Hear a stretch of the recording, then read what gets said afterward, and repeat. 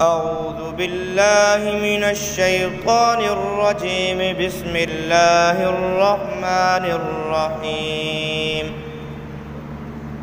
يا بني إسرائيل اذكروا نعمتي التي أنعمت عليكم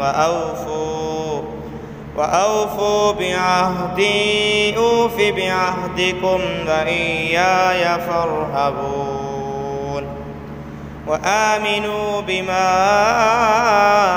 أنزلت مصدقا لما معكم ولا تكونوا أول كافر به ولا تشتروا بآياتي ثمنا قليلا وإياي فاتقون. ولا تلبسوا الحق بالباطل وتكتموا الحق وأنتم تعلمون. وأقيموا الصلاة وآتوا الزكاة واركعوا مع الراكعين.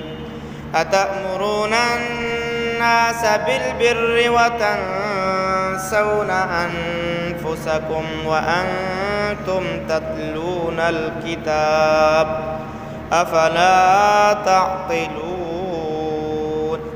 واستعينوا بالصبر والصلاة وإنها لكبيرة إلا على الخاشعين الذين يظنون أنهم ملاقو ربهم وأنهم إليه راجعون.